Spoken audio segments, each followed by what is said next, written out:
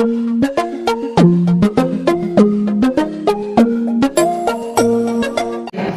వాక్యంలోకి వెళ్దాం. సామెతల గ్రంథం 24వ అధ్యాయం. సామెతల గ్రంథం 24వ అధ్యాయం 10వ వచనం చదువుకుందాం. శ్రమ దినమున నీవు కృంగిన ఎడల నీవు చేత కాని వాడవగుదువు.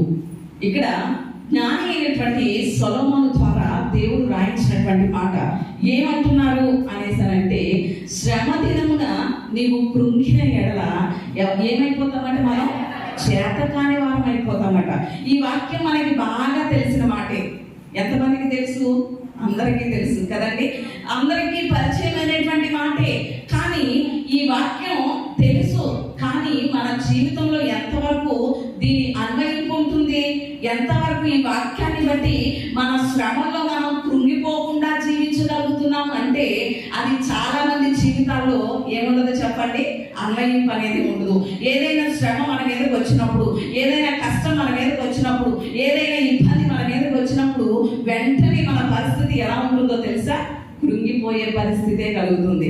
వెంటనే నిరుత్సాహం కలిగేటువంటి పరిస్థితే ఉంటుంది. కొంతమంది అయితే ఎలా ఫీల్ అవుతూ ఉంటారో తెలుసా? లోకంలో ఉన్న శ్రమలన్నీ ఇంకెవ్వరూ లేరు, ఇంకెవ్వరూ దేవుడికి కనిపించరు, నేను ఒక్కదాన్నే కనిపిస్తున్నాను దేవుడికి, నేను ఒక్కడనే కనిపిస్తున్నాను, అందుకని నాకే ఈ శ్రమలన్నీ దేవుడు అనుమతించేశాడు అన్నట్లుగా ఫీల్ అయిపోతూ ఉంటారు. అవునా కదా చెప్పండి? అంటే మనకు ఉండేటువంటి పరిస్థితిని బట్టి అలాంటి భావం కలుగుతూ ఉంటుంది. మనకున్న పరిస్థితులను బట్టి, మనం ఎదుర్కొనేటువంటి పోరాటాలను బట్టి, మనం ఎదుర్కొంటున్నటువంటి ఆ శ్రమలను బట్టి అలాంటి మాటలు మనకి కలుగుతూ ఉంటాయి. కానీ అలాంటి అప్పుడే మనం గుర్తు చేసుకోవాల్సింది ఏమిటి అనేసనంటే, మనం జ్ఞాపకం చేసుకోవాల్సింది ఏమిటి అంటే దేవుని వాక్యాన్ని. దేవునికి స్తోత్రం, హల్లెలూయా. ఇక్కడ మహాజ్ఞాని అయినటువంటి సొలొమోను ద్వారా దేవుడు రాయించినటువంటి మాట, శ్రమ దినమున నీవు కృంగిన ఎడల ఏమైపోతాం చెప్పండి? చేత కాని వారం అయిపోతాం. ఈ ప్రపంచంలో ఏది శాశ్వతం కాదు. అవునంటారా కాదంటారా? ఏదైనా శాశ్వతమైనది ఉందా చెప్పండి? ప్రపంచంలో ఏది శాశ్వతం కాదు. అందులో మన శ్రమ కూడా శాశ్వతమైనది కాదు. దేవునికి స్తోత్రం. ఏది శాశ్వతం కాదు. అలాంటప్పుడు మన శ్రమలు శాశ్వతంగా ఉండిపోతాయా చెప్పండి? మనకు వచ్చే కష్టాలు శాశ్వతంగా ఉండిపోతాయా? మనకు వచ్చే సమస్యలు శాశ్వతంగా ఉండిపోతాయా? మనకు వచ్చే ఇబ్బందులు శాశ్వతంగా ఉండిపోతాయా అంటే ఏది శాశ్వతంగా ఉండదు. కొన్నాళ్ళు ఉంటది, కొన్నాళ్ళు శ్రమ పడతాం, తరువాత ఏం చూస్తాం చెప్పండి? ఆనందం, సంతోషం అనేది చూస్తాం, అనుభవిస్తాం. దేవునికి స్తోత్రం, హల్లెలూయా. ఈరోజు దేవుడు మనతో మాట్లాడేటువంటి మాట అంశం ఏంటో నేను ముందే చెప్పేస్తున్నాను. దేవుడు ఈ వారం అంతా కూడా మనతో మాట్లాడేటువంటి మాటలు అంశం ఏమిటి అంటే శ్రమలు తెచ్చే సిరులు. అంశం ఏంటి చెప్పండి? శ్రమలు తెచ్చే సిరులు. ఒకసారి మీ నోటితో చెప్తారా? మళ్ళా ఇంకొకసారి చెప్తారా? శ్రమలు తెచ్చే సిరులు. దేవుని వాక్యాన్ని ఎరిగినటువంటి మనం ఎంతైనా అవగాహన కలిగి ఉండాలి. చాలా మంది ఏమనుకుంటారో తెలుసా? శ్రమలు వస్తే బాధపడాల్సి వస్తుంది, ఇబ్బంది పడాల్సి వస్తుంది, కష్టపడాల్సి వస్తుంది, అయ్యో శ్రమలు రాకూడదు అనుకుంటూ ఉంటారు. కానీ దేవుని వాక్యం ఏం చెప్తుందో తెలుసా? శ్రమలు వస్తేనే ఏమొస్తాయట? సిరులు వస్తాయట. అంటే సిరులు అంటే ఏంటి చెప్పండి? ఆశీర్వాదాలు. అంటే శ్రమల ద్వారానే ఆశీర్వాదాలు. ఈ రోజు దేవుడు మనకు అనుమతిస్తున్నటువంటి ఈ శ్రమలు దేని కొరకు అనుమతిస్తున్నాడు? ఆ దేని కొరకు మన మీదకి పంపిస్తున్నాడు అనేసరంటే మనల్ని ఆశీర్వదించడం కొరకే, మనల్ని సిరితో నింపడం కొరకే, మనల్ని ఉన్నత స్థాయిలోనికి ఎదిగిన వారిగా చేయాలనే ఆయన అనుమతిస్తూ ఉంటే మనం చాలా సార్లు ఎలా ఉంటామో తెలుసా? శ్రమలు వస్తాయి లేకపోతే వస్తున్నాయి అంటే శ్రమలను చూసి ఏం చేస్తూ ఉంటాం? పారిపోయే వాళ్ళుగా ఉంటాం. కానీ పారిపోయే కొలది మనం ఏమాత్రం వాటి నుంచి ఏం చేయలేదు చెప్పండి? తప్పించుకోలేదు. ఒకవేళ శ్రమలను చూసి పారిపోతే వారు క్రైస్తవులే కాదు. శ్రమలను చూసి పారిపోయేవారు ఎవరు కాదు చెప్పండి?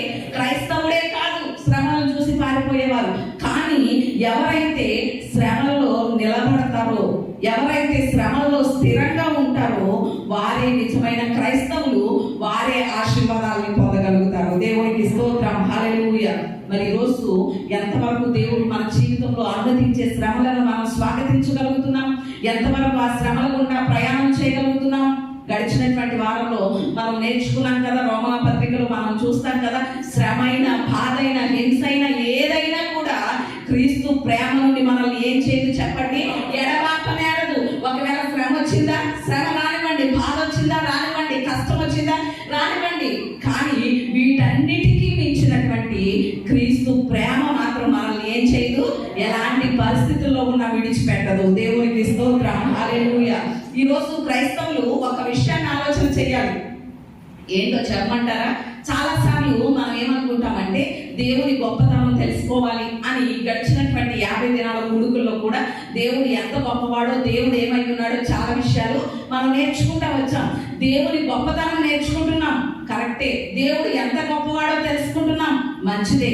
కానీ దేవుని గొప్పతనం తెలుసుకునేటువంటి మనం దేవుని స్థానంలో, అంటే దేవునికి మనం ఎంత గొప్పవారంగా ఉన్నామో కూడా తెలుసుకోవాలి. దేవునికి స్తోత్రం, హల్లెలూయా. మాట అర్థమైందండి? మరొక్కసారి చెప్తాను. దేవుడు గొప్పవాడే, దేవుని యొక్క గొప్పతనాన్ని తెలుసుకుంటున్నాం, మంచిదే. కానీ దేవుని యొక్క ఆలోచనలలో మనం ఎంత గొప్పవారిగా దేవుడు మనల్ని ఉంచాలనుకుంటున్నాడో, ఎంత గొప్పవారంగా దేవుడు మనల్ని ఉంచాడో కూడా మనం ఎంతైనా గ్రహించాలి. దానికి ఎగ్జాంపుల్ గా ఒక చిన్న విషయం చెప్పమంటారా? పాత నిబంధన క్రైస్తవులను కనుక మనం ఆలోచన చేస్తే, వాళ్ళు పాత నిబంధనలో ఉన్నటువంటి వారందరినీ కనుక మనం ఆలోచన చేస్తే, వాళ్ళు ఎలాగున్నారు? భక్తులు నోటిలో ఉన్నటువంటి పాత నిబంధనలో ఉన్నటువంటి భక్తులందరూ కూడా మనకంటే గొప్పవారు అనుకుంటాం మనం. అవునంటారా కదంటారా? వాళ్ళందరూ మనకంటే గొప్పవారు అనుకుంటాం. వాళ్ళే మనకన్నా ముందు పరలోకం వెళ్తారు అనుకుంటాం. కానీ దేవుని వాక్యం అలా చెప్పట్లేదు. ఎవరు ముందు పరలోకం వెళ్తారో తెలుసా? క్రీస్తు రక్తం చేత కడగబడినటువంటి మనమే ముందు పరలోకం వెళ్తాం. దేవునికి స్తోత్రం, హల్లెలూయా. ఎవరు ముందు వెళ్తారు చెప్పండి? మనమే వెళ్తాం. ఇప్పుడు వారు నిద్రించినా కూడా, క్రీస్తునందు మరణించినా కూడా, ఏప్రిల్కి రాసినటువంటి పత్రిక 11వ అధ్యాయంలో చివరి వచనాల్లో ఉంటారు కదా, వారందరూ మన కోసం ఏం చేస్తున్నారట? ఎదురు చూస్తున్నారట. మనం ఎప్పుడు వస్తామా ఆయన రాజ్యంలో ప్రవేశించడానికి అని. అంటే మనం వచ్చే వరకు కూడా వారికి దేవుడు ఏమి ఇవ్వలేదు, పరలోక రాజ్యంలో ప్రవేశం ఇవ్వలేదు. అంటే దీన్ని బట్టి ఆలోచన చేయండి, మనల్ని దేవుడు ఎంత గొప్పగా భావించుకుంటున్నాడో చూడండి. మనల్ని దేవుడు తన ఊహల్లో కానివ్వండి, తన ఆలోచనల్లో కానివ్వండి, పాత నిబంధనలో ఉన్న భక్తుల కంటే ఎక్కువ ఇంపార్టెన్స్, ఎక్కువ ప్రాధాన్యత ఎవరికి ఇచ్చాడు? మనకే ఇచ్చాడు. దేవునికి స్తోత్రం.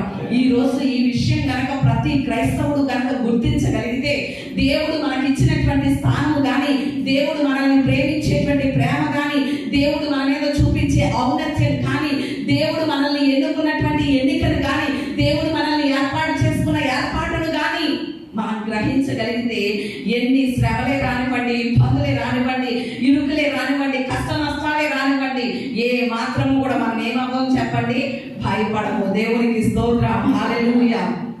మరి ఈరోజు ఎందుకని శ్రమ దినాన్ని మనం కృంగిపోయేటువంటి పరిస్థితుల్లో ఉంటున్నాం? మన ఆశీర్వాదం కొరకే కదా దేవుడు అనుమతిస్తున్నాడు, మనల్ని దీవించడం కొరకే కదా దేవుడు అనుమతిస్తున్నాడు, మనల్ని ఉన్నత స్థాయిలో నిలబెట్టడం కోసమే కదా దేవుడు అనుమతిస్తున్నాడు అనే విషయాన్ని మనం ఎంతైనా ఆలోచన చేయాలి. ఇక్కడ మరొక విషయాన్ని కూడా నేను జ్ఞాపకం చేస్తున్నాను. ఏంటో తెలుసా? ఒకవేళ నీ బ్రతుకులో దేవుడు అనుమతించే శ్రమ నిన్ను నాశనం చేయడానికి కాదు, కానీ ఎలా నిలబెట్టడానికో తెలుసా? నిన్ను ఒక సాక్షిగా నిలబెట్టడానికే దేవుడు అనుమతిస్తాడు. దేవునికి స్తోత్రం. శ్రమలు మనకి ఎందుకు అనుమతిస్తాడు చెప్పండి? దేవుడు మనల్ని నాశనం చేసేద్దామనే ఉద్దేశంతో కాదు. ఎప్పుడు కూడా మనల్ని దేవుడు నాశనం చెయ్యాలనేసి అనుకోడు. మనల్ని నాశనం చేయడానికి శ్రమలు అనుమతించడు. ఎందుకు అనుమతిస్తాడో తెలుసా? మనల్ని ఒక సాక్షిగా నిలబెట్టాలని. ఉదాహరణకి మనం శ్రమల గుండా ప్రయాణం చేసాం. ప్రయాణం చేసిన తర్వాత మన బిడ్డలు ఏదో ఒక శ్రమలో ఉన్నారు. అప్పుడు ఏం చెప్తాం వాళ్ళకి?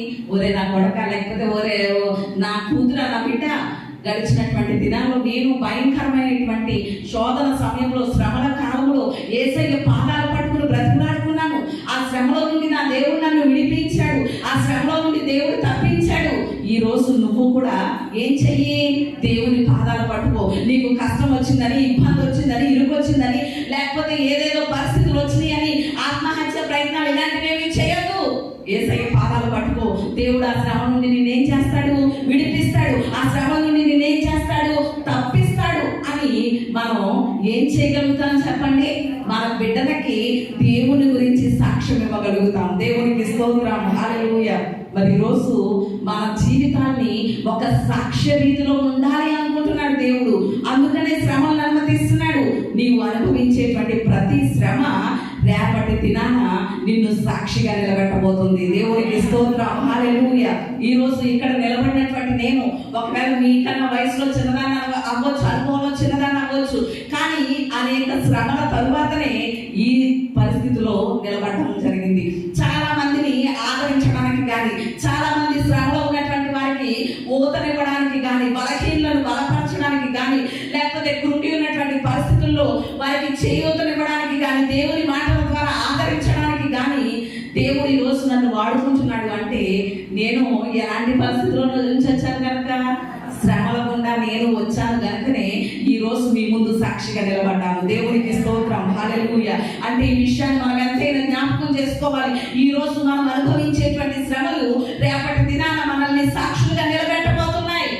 ఆ విషయాన్ని ఏ ఒక్కరు మర్చిపోవడానికి వీల్లేదు. అదే నిరీక్షణతో ఎన్ని శ్రమలు ఎదురైనా, ఎన్ని కష్టాలు ఎదురైనా కూడా మనం ఆ నిరీక్షణను చేత పట్టుకుని సాగిపోవడానికి ప్రయత్నిద్దాం. ఈరోజు మన అంశం ఏంటి చెప్పండి? శ్రమలు తెచ్చే సిరులు కదా. మరి శ్రమలు తెచ్చేటువంటి సిరుల్లో మొట్టమొదటిది ఏంటి? శ్రమల ద్వారా మనకు వచ్చేటువంటి సిరులు, ఆశీర్వాదాలు. అందులో మనం మొట్టమొదటి ఆలోచనను మనం ఈరోజు ఆలోచన చేద్దాం. శ్రమల ద్వారా మనకు వచ్చేటువంటి ఆశీర్వాదం ఏంటి, శ్రమల ద్వారా దేవుడు మనకి ఇచ్చేటువంటి సిరులు ఏంటి అని కనుక మనం ఆలోచన చేస్తే, మొట్టమొదటిగా నిర్గమకాండము మొదటి అధ్యాయం 12వ వచనం చదువుకుందాం. అయినను ఐగుప్తీయులు వారిని శ్రమ పెట్టిన కొలది వారు విస్తరించి ప్రబలిరి కనుక వారు ఇశ్రాయేలీయుల ఎడల అసహ్యపడిరి. దేవునికి స్తోత్రం, హల్లెలూయా. ఇక్కడ మొట్టమొదటిగా మనం ఆలోచన చేస్తున్నాం, శ్రమల ద్వారా దేవుడు మనకిచ్చే సిరులు ఏంటి, శ్రమల ద్వారా దేవుడు మనకిచ్చే ఆశీర్వాదాలు ఏమిటి అని కనుక మనం ఆలోచన చేస్తే, మొట్టమొదటిది ఏంటో తెలుసా? శ్రమల ద్వారా దేవుడు అభివృద్ధిని ఇస్తాడు. దేవునికి స్తోత్రం, హల్లెలూయా. ఏంటి చెప్పండి? శ్రమల ద్వారా మనకు కలిగేది ఏంటి? అభివృద్ధి. ఇక్కడ ఇశ్రాయేలీయుల జీవితంలో మనం అదే చూస్తున్నాం. ఇశ్రాయేలీయుల్ని వారు ఏం చేస్తున్నారట? చెప్పండి? శ్రమ పెడుతున్నారట. ఇశ్రాయేలీయుల్ని ఐగుప్తీయులు శ్రమ పెట్టే కొలది వారు ఏమైపోతున్నారట? విస్తరించేస్తున్నారట, మరి ఎక్కువగా ప్రబలిపోతున్నారట. ఎప్పుడైతే దేవుని బిడ్డలు శ్రమ పడుతున్నారో వారిని దేవుడు వారి వంశాన్ని కూడా ఏం చేస్తున్నాడు? ఇక్కడ అభివృద్ధి చేస్తున్నాడు. అక్కడ ఉన్నటువంటి ఐగుప్తీయులకి కలిగినటువంటి ఆలోచన ఏంటో తెలుసా? ఎంతగా దేవుడు వారిని అభివృద్ధి పరిచారో తెలుసా? ఐగుప్తీ దేశంలో ఉన్నటువంటి ఇశ్రాయేలీలు ఐగుప్తీయుల కన్నా ఎవరి సంఖ్య ఎక్కువగా ఉంది? ఇశ్రాయేలీల సంఖ్య ఎక్కువగా ఉంది. దేవునికి స్తోత్రం. అసలు ఐగుప్తు దేశానికి ఎంతమంది వెళ్ళారు?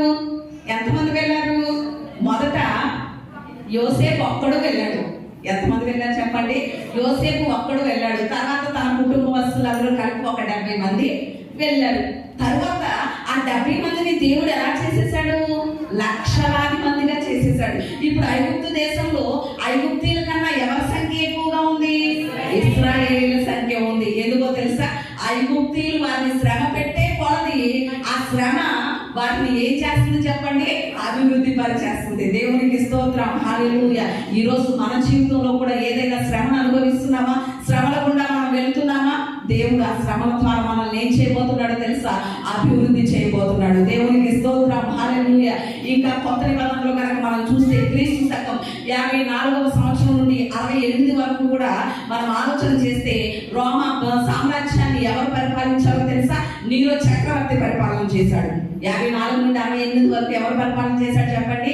నీరో చక్రవర్తి పరిపాలన చేశాడు రోమా సామ్రాజ్యాన్ని. ఆ నీరో ఎలాంటి వాడు అనేసారంటే చాలా కిరాతకుడు. మీరు కనుక ఈ విషయాలు తెలుసుకోవాలంటే సోషల్ స్టడీస్ లో నేర్చుకోవచ్చు ఈ విషయాలన్నీ కూడా. ఆ నీరో అనేటువంటి వాడు చాలా దుర్మార్గుడు అనమాట అండి, చాలా కఠినుడు. ఆ నీరోకి క్రైస్తవులంటే ఏ మాత్రం కూడా కిట్టలేనటువంటి పరిస్థితి. అందుకని రోమా సామ్రాజ్యంలో ఉన్నటువంటి ఆదిమ సంఘంలో ఉన్నటువంటి క్రైస్తవులందరినీ కూడా ఎలా చేశాడో తెలుసా? నీలో ఊచపోతకు వహించేశాడు. అంటే ఎలా చేయించబడో తెలుసా? జంతువుల యొక్క చర్మాన్ని క్రైస్తవులకి చుట్టి ఆ చర్మం మీద నూనె పోసి రాత్రులు ఏం చేసేవాడో తెలుసా? వారిని వెలిగించేసి విద్యుత్ దీపాల మీద క్రైస్తవుల్ని వాడుకునేవాడు. ఎవరు? నీరో. ఎంతగా శ్రమ పెట్టాడో చూడండి క్రైస్తవ సమాజాన్ని. అదే కాదు, మైనం అంటే కొవ్వొత్తులు తయారు చేస్తాం కదా, ఆ మైనాన్ని కరిగించేసి క్రైస్తవుల మీద వేసేసి, మీ దేవుడు లోకానికి వెలుగని చెప్పాడు కదా, వెలగండి అని రాత్రులు వచ్చేసరికి ఆ మైనం పూసినటువంటి క్రైస్తవుల్ని ఏం చేస్తా ఉండేవాడు? వెలిగించేస్తా ఉండేవాడు. మీ దేవుడు గొర్రె, మీరందరూ గొర్రెలని చెప్పాడు కదా అని గొర్రె చర్మం క్రైస్తవులకి కప్పి పులిబోనుల్లో వారిని వదిలేవాడు. అంత కిరాతకంగా క్రైస్తవుల్ని శ్రమ పెట్టినటువంటి రాజు ఎవరైనా ఉన్నాడు అంటే అది ఎవరో తెలుసండి? నీరో చక్రవర్తి. కానీ అలాంటి పరిస్థితుల్లో కూడా ఏమాత్రము క్రైస్తవ్యాన్ని దేవుడు ఏమాత్రం కూడా విడిచిపెట్టేయలేదు. అలాంటి శ్రమల్లో అనుభవించినటువంటి క్రైస్తవ్యం ఏమైనా క్రైస్తవ్యం లేకుండా చేసేద్దాం అనుకున్నాయి చాలా సామ్రాజ్యాలు, కానీ క్రైస్తవ్యం లేకుండా చేయగలిగినా? ఆత్మ సంఘంలో ఉన్నటువంటి ఆ క్రైస్తవులు, హింస పొందినటువంటి వారి క్రైస్తవులు కొంతమంది అయినా ఆ శ్రమల తర్వాత, ఆ హింసల తర్వాత క్రైస్తవ్యం మరింతగా అభివృద్ధి చెందేసింది. దేవునికి స్తోత్రం, హల్లెలూయా. మనం గమనించాలి, నీరో చక్రవర్తి కాలంలో ఉన్నటువంటి క్రైస్తవుల సంఖ్య కన్నా నీరో చక్రవర్తి పరిపాలన తరువాత ఉన్న క్రైస్తవుల సంఖ్య మరీ ఎక్కువైపోయింది. దేవునికి స్తోత్రం చెప్తాం, హల్లెలూయా. రెట్టింపైపోయింది. ఎందుకో తెలుసా? ఆ క్రైస్తవుల్ని శ్రమ పెట్టాలనుకున్నాడు ఆ చక్రవర్తి, కానీ శ్రమలో దేవుడు ఏమి ఇచ్చేశాడు చెప్పండి? వాళ్ళకి అభివృద్ధిని ఇచ్చేశాడు, ఆశీర్వాదం ఇచ్చేశాడు. ఈరోజు మనము కూడా ఏ మాత్రము కూడా శ్రమల గుండా ప్రయాణం చేస్తున్నామని, శ్రమలు మనల్ని బాధపెడుతున్నాయండి. మన కుటుంబంలో ఎదుర్కొంటున్నటువంటి శ్రమలను బట్టి ఏ మాత్రము కృంగిపోనక్కర్లేదు, ఏ మాత్రము నిరుత్సాహపడనక్కర్లేదు. శ్రమలో దేవుడు మనకి ఏమి ఇస్తాడు చెప్పండి? అభివృద్ధిని ఇస్తాడు. దేవునికి స్తోత్రం, హల్లెలూయా. ఇక్కడ ఈ ఇశ్రాయేలు యొక్క అభివృద్ధిని చూస్తే ఎవరికి ఆశ్చర్యం వేసింది తెలుసా? ఐగుప్తు రాజుకే ఆశ్చర్యం వేసేసింది. ఫరో కాకషి కూడా ఒకసారి చెప్పండి. నిర్గమకాండం 1వ అధ్యాయము 9వ వచనంలో ఆ మాట మనకు కనిపిస్తుంది. అతడు తమ సంగతో ఇట్లనేమో, ఇదిగో ఇశ్రాయేలు సంతతి అయిన ఈ జనము మనకంటే విస్తారముగాను బలిష్టముగాను ఉన్నది. వారు విస్తరింపకుండునట్లు మనము వారి ఎడల యుక్తిగా జరిగించుదము రండి అనేసని ఏం చేస్తున్నాడు? ఫరో కుట్ర పన్నుతున్నాడు. ఎవరికి విరోధంగా? ఇశ్రాయేలుకు విరోధంగా.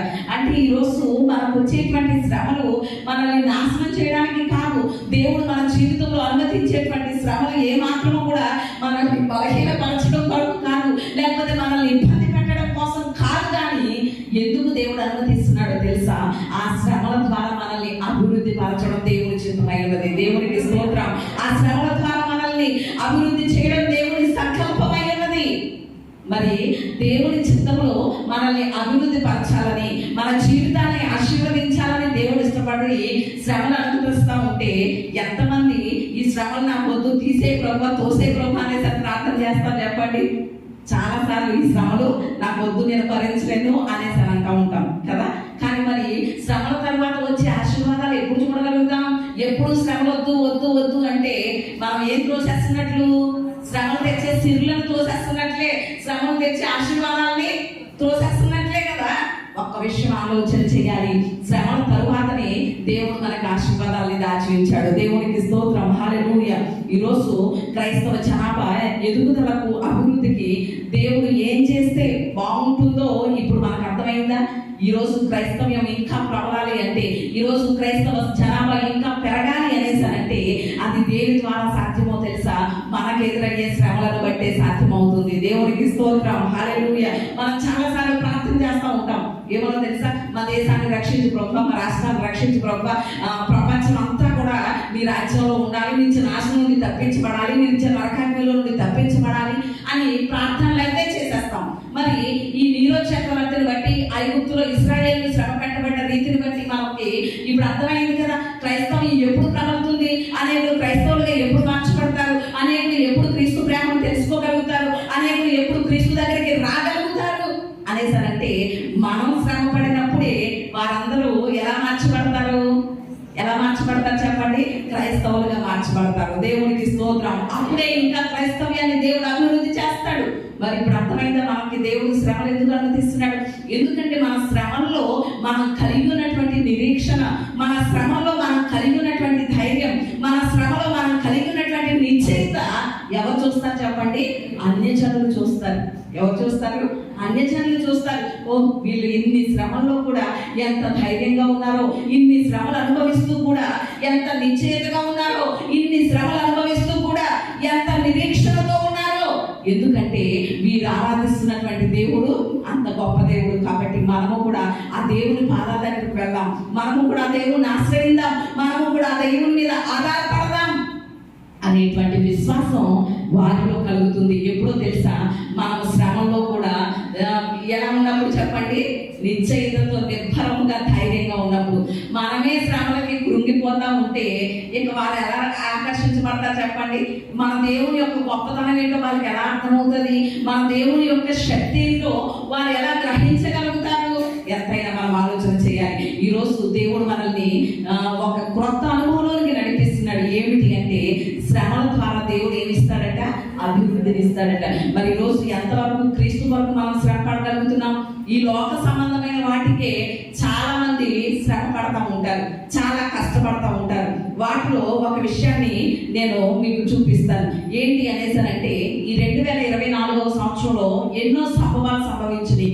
కానీ అందులో ఒకటి ఏమిటి విశేషమైనది ఏంటి అనేసానంటే, 2024 ఆగస్టులో ఒలింపిక్ గేమ్స్ జరిగింది. ఒలింపిక్స్ ఎంతమందికి తెలుసు? క్రీడలు, ఆటలు. ఒలింపిక్స్ అవి 4 సంవత్సరాలకు ఒకసారి జరుగుతాయి. ఈ సంవత్సరం 2024లో ఎక్కడ జరిగాయి అంటే ప్యారిస్ లో జరిగాయి. ఎక్కడ జరిగాయి చెప్పండి? ప్యారిస్ లో జరిగాయి. ప్రపంచ వ్యాప్తంగా ఉన్నటువంటి ప్రతి ఆటగాళ్ళు కూడా ఆ క్రీడల్లో ఒలింపిక్స్ లో పాల్గొనాలనేసరి చాలా తాపత్రయపడతా ఉంటారు. 4 సంవత్సరాలుగా వాళ్ళు ఎన్నో ఎక్సర్సైజులు చేస్తూ ఉంటారు ఆటలో పాల్గొనడానికి. 4 సంవత్సరాలుగా ఎన్నో వ్యాయామాలు చేస్తారు. 4 సంవత్సరాల నుండి కూడా వాళ్ళు ఏం చేస్తారో తెలుసా? కనీసం ఫంక్షన్లకి కూడా వెళ్ళరు. వారి బంధువుల యొక్క కార్యక్రమాలకు వెళ్ళరు. ఎందుకో తెలుసా? వెళ్తే వారి యొక్క డైట్ పాడైపోతుంది, వెయిట్ పెరిగిపోతారు, ఆటల్లో ఆ క్రీడలో వాళ్ళు డిస్క్వాలిఫై అయిపోతారు అనేసి అన్న ఉద్దేశంతో వారు ఏ ఫంక్షన్స్ కి కానీ ఏ కార్యక్రమాలకు కానీ వెళ్లకుండా వారి డైట్ ని చాలా చక్కగా చూసుకుంటూ చాలా కష్టపడుతూ ఉంటారు. అంత కష్టపడినా కూడా కొన్ని అనుభవాలు వారికి ఎదురవుతూ ఉంటాయి. ఈ సంవత్సరం ఎదురైనటువంటి అనుభవాలు ఏమిటి అనేసి కనుక మనం ఆలోచన చేస్తే, వినేస్ ఫోగట్ అనేటువంటి ఒక స్త్రీ కుస్తీ పోటీల్లో పోటీ పడింది. కుస్తీ పోటీలో ఎదుటి వారికి చాలా బాగానే పోటీ ఇచ్చింది. మొదటి రౌండ్ లో బాగానే అయిపోయింది. తరువాత 2వ రౌండ్ లోకి వచ్చేసరికి ఆమె వెయిట్ చెక్ చేశారు. వెయిట్ చెక్ చేస్తే ఎంత వెయిట్ ఉండాలో తెలుసా? ఆమె 50 కేజీలు వెయిట్ ఉండాలి. కానీ ఎంత ఉందో తెలుసా? 50 కేజీల 100 గ్రాములు ఉంది. ఎంత వెయిట్ ఉంది చెప్పండి? 50 కేజీల 100 గ్రాములు వెయిట్ ఉంది. అంతే డిస్క్వాలిఫై చేసేసారు ఆమెని. ఎంత ఎక్కువ ఉందని? 100 గ్రాములు అంటే ఎంత చెప్పండి అసలు? ఎంత కూడా అవ్వదు కదా. 100 గ్రాములు వెయిట్ ఎక్కువ ఉందని ఆ వినేస్ ఫోగట్ అనేటువంటి స్త్రీని ఆ కుస్తీ పోటీల్లో నుండి ఆ ఒలింపిక్ గేమ్స్ లో ఏం చేశారు చెప్పండి? డిస్క్వాలిఫై చేసేసారు. ఈ ఆటల్లో నువ్వు పనికిరావు. మళ్ళా 4 సంవత్సరాల తర్వాత జరుగుతాయి. ఈసారి ఎక్కడ జరుగుతాయో తెలుసా? 2028లో అమెరికాలో లాస్ ఏంజెల్స్లో జరుగుతాయి. అక్కడ పాల్గొంది కానీ అక్కడికి నువ్వు బాగా ప్రిపేర్ అవ్వాలి. ఏం చేశారు? బయటికి గెట్టేశారు.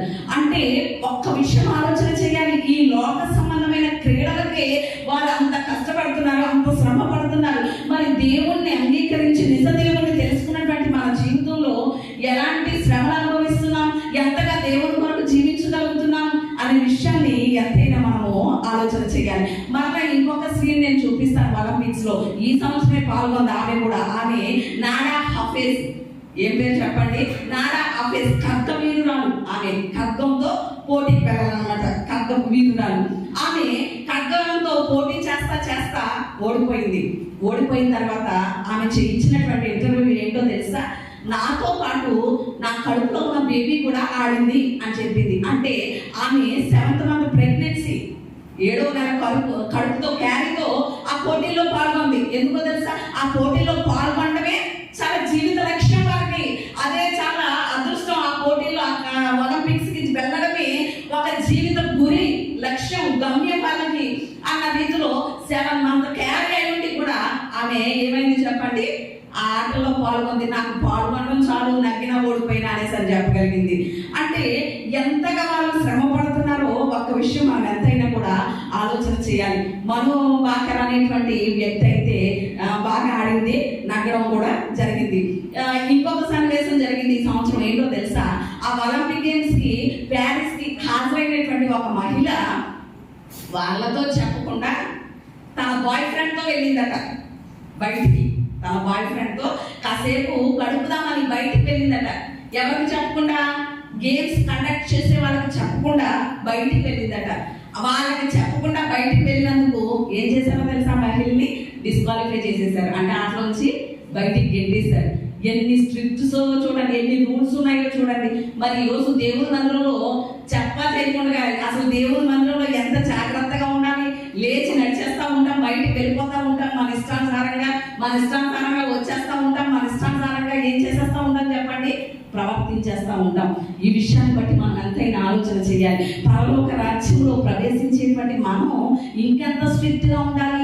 4 సంవత్సరాలకు ఒకసారి వచ్చేటువంటి ఆ ఒలింపిక్స్, ఆ గేమ్స్ లో, క్రీడల్లో పాల్గొనే వారే చాలా కట్టుదిట్టంగా ఉంటున్నారు, చాలా నిష్ఠగా ఉంటున్నారు, చాలా మారుకుంటున్నారు. కానీ పరలోక రాజ్యంలో ప్రవేశించడానికి అర్హులుగా దేవుడు మనల్ని ఇచ్చాడు. ఆ నిత్యత్వ రాజ్యాన్ని ఇవ్వడానికి దేవుడు మనల్ని క్వాలిఫై చేశాడు, మనల్ని ఎన్నుకున్నాడు, మనల్ని రక్షించాడు, ఆయన రక్తం ఇచ్చి మనల్ని కొడుకున్నాడు. మరి ఆ పరలోక రాజ్యంలో చేరాలి అంటే ఇంకెంత మనం క్రమంగా ఉండాలి, ఇంకెంత ఖచ్చితంగా ఉండాలి, ఇంకెంత క్రమశిక్షణతో ఉండాలి, ఇంకెంత భయభక్తులు కలిగి ఉండాలి అనే విషయాన్ని మనం ఎంతైనా కూడా ఆలోచన చేయాలి. ఈ విషయం నేను మీకు ఎందుకు గుర్తు చేస్తున్నానంటే, ఈ లోక సంబంధముగానే వారు ఎంతో శ్రమ పడుతున్నారు. లోక సంబంధమైన వాటి కొరకే ఎన్నో కష్టాలు పడుతున్నారు వారు.